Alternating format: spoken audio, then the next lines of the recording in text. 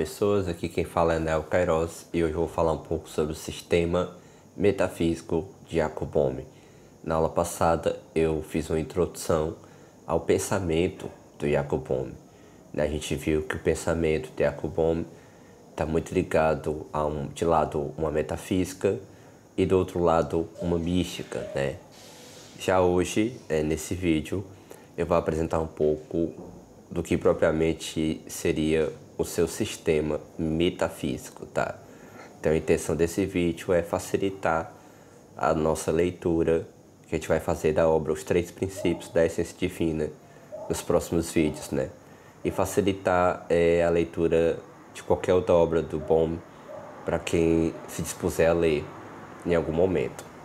Um famoso comentador da obra de Jacob Boehme, o Bazarab Nicolescu, ele diz que basicamente o sistema de Jacob Boehme ele é composto de uma lógica ternária e de uma auto-organização setenária. Então a gente vai tentar entender isso de uma maneira breve, simples e rápida, mas como introdução à leitura dos seus textos, né? Bom, o que seria essa lógica setenária essa lógica ternária dentro de uma auto-organização setenária? Bom, a princípio, Jacob Boehme nos diz que existe o sem fundo, em alemão Ungrund. Esse sem fundo é sem fundamento, né? Não tem algo que ele se apoie, mas ele tem um desejo, que é o desejo de manifestação. E aqui, se você estiver percebendo algum paralelo com a Cabala de Isaac Luria, essa associação é perfeitamente válida e perfeitamente razoável de ser pensada, tá? E aí esse sem fundo, esse Ungrund, ele se manifesta a partir de 7 princípios, que são: o primeiro princípio, contração, relacionado a Saturno; o segundo princípio, expansão, relacionado a Júpiter; o terceiro princípio, rotação, relacionado a Marte; o quarto princípio, relâmpago, relacionado ao Sol; o quinto princípio, amor, relacionado a Vênus; e o sexto princípio, tom, relacionado a Mercúrio, finalizando com o sétimo princípio, que é o corporalidade, relacionado à Lua.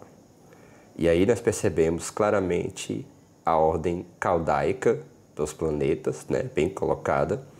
Percebemos também que o Sol está no centro, e isso de alguma maneira numa época em que estava já pré-anunciando o heliocentrismo, é algo interessante da gente prestar atenção, né?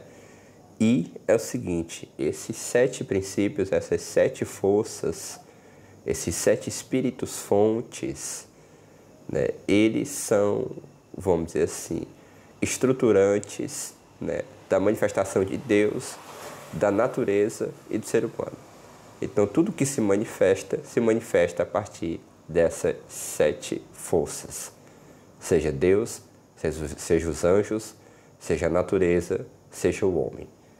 E é importante a gente observar que os 3 primeiros princípios, contração, expansão e rotação, estão relacionados ao Pai, né, a uma angústia. E a gente percebe que os 3 primeiros princípios relacionados ao Pai está ligado a uma ideia de angústia, né, de trevas, que depois se ilumina com o relâmpago, né, que é o Filho.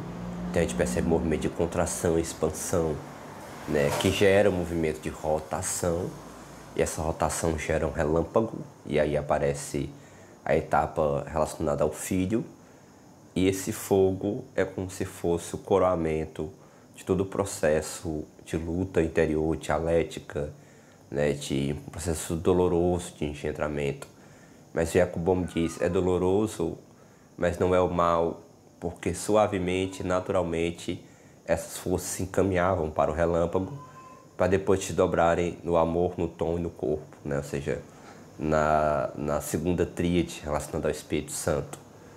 E aí, passando pelo relâmpago, se desdobra nessa segunda tríade relacionada ao Espírito Santo, que é o amor, o tom e o corpo.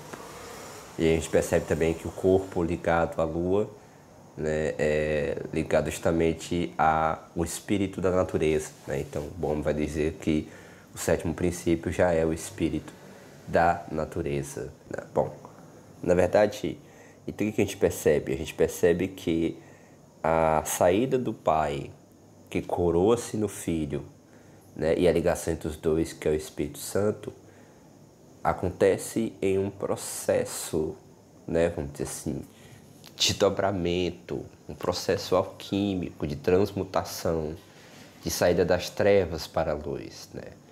Então, o sem fundo gera a trindade ela é e se torna a partir desse movimento dos 7 princípios, e acontecia de uma maneira bastante natural, ou seja, da contração para a expansão, para a rotação, para o relâmpago, por amor, por tom e para o corpo, né? E aí acontece justamente que a trindade, agora formada e naturalmente percorredora desse processo, vai gerar o reino angélico, né? Ou seja, o sem fundo gera a trindade santa gera o reino angélico, porque esse corpo, né, que se gera a partir daquele movimento da trindade santa, vai gerar esses corpos que são os anjos, que são os reinos angélicos, né? Então é como se a criatura, como se a trindade santa, ela se tornasse de alguma maneira criatural, ainda que metafísica, né?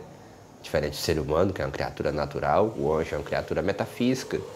Então essa criaturização da Trindade Santa é para continuar o cortejo divino, né? Então é uma continuação, vamos dizer assim, do processo setenário na Trindade Santa, né? Então vira corpo, vira o reino angélico, né? Então o anjo é a Trindade corporificada, vamos dizer assim, né? Então aqui vão existir 3 reinos angélicos, né? O reino ligado ao Pai, que é o reino de Micael, São Miguel. O reino relacionado ao Filho, que tem como o reino angélico, né, o chefe, o querubim, Lúcifer. E o reino de Uriel, relacionado ao Espírito Santo.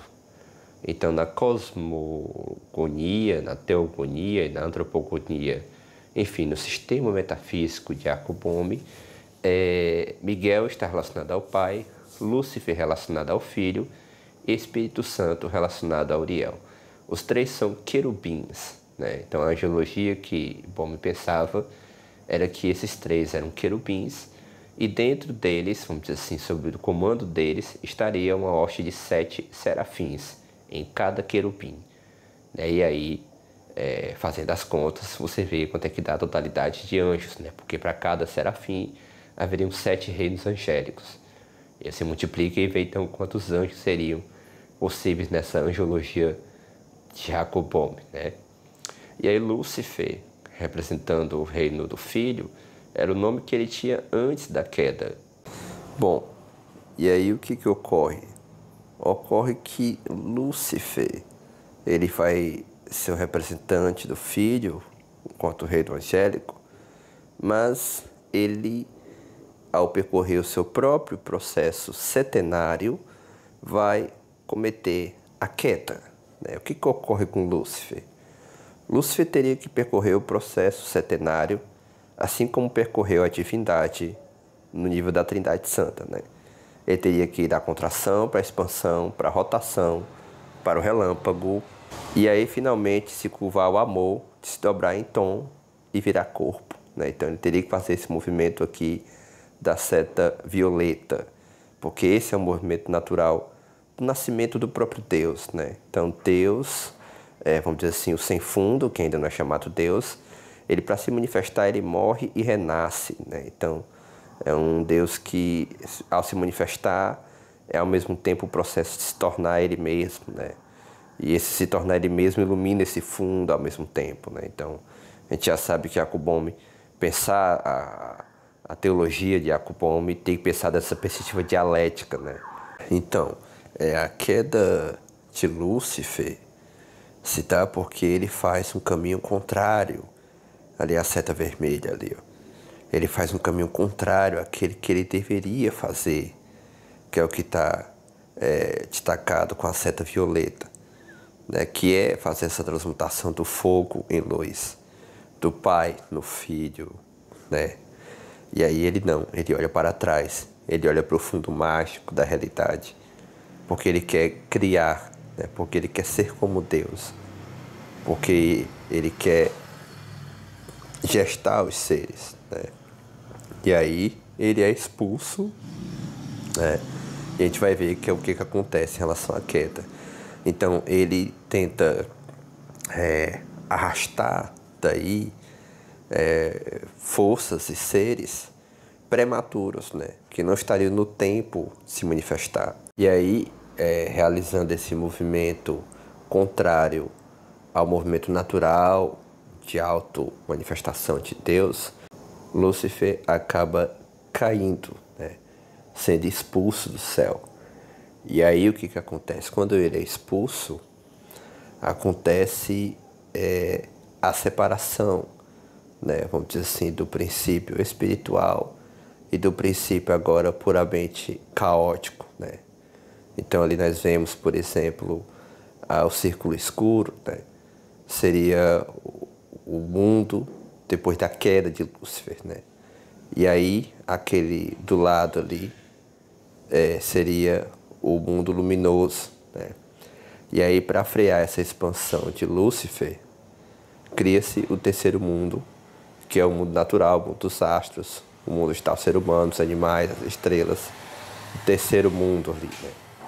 Essa figura ela é muito ilustrativa, porque ela mostra, né, vamos dizer assim, o sem fundo, a estrela de hexagrama ali em cima, aí com a queda de Lúcifer, né?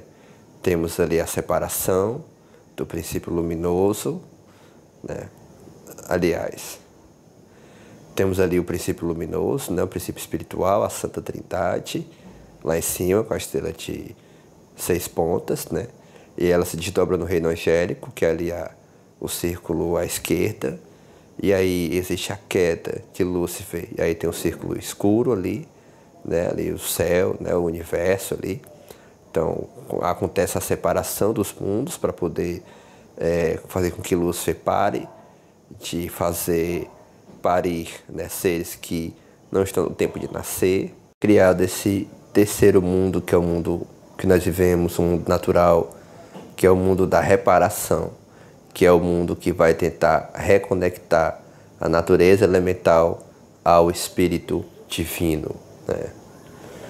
E aí, o que acontece? Quando esse mundo astral, das estrelas, da natureza, dos animais, das plantas, tudo isso é criado para conter o avanço de Lúcifer e tentar, vamos dizer assim, reconectar-se com a luz, é criado o ser humano, né? Então, o ser humano como a película pensante do planeta, né? Como sendo o próprio planeta pensando a ele mesmo, né? E aquela criança ali no centro seria o ser humano. Só que o ser humano, ele cai também. Existe a queda do homem, né? O homem, ele cai justamente porque ele se deixa seduzir pelas forças elementais. E aí ele precisa do quê? Do Jesus Cristo, né? Aí o Cristo, ele emana lá da segunda força da Trindade, que é do Filho, desce um raio, esse raio vem à Terra, encarna em Jesus Cristo, e aí ele faz com que toda a natureza reencontre a luz, né, a esperança, o retorno ao contato com o mundo espiritual, porque agora ele é o guia do ser humano, né? Ele encarna a experiência humana e consegue vencer, né, a tentação elemental. Então, pelo fogo, a natureza se renova inteiramente, né? Ou seja, esse fogo sagrado que é o Filho encarnado, que é Jesus Cristo. Dessa forma, a obra da redenção acontece e o resgate divino se opera, né? Então, a queda de Lúcifer foi uma queda por orgulho. Lúcifer quis frear o processo da criação porque queria ser igual a Deus.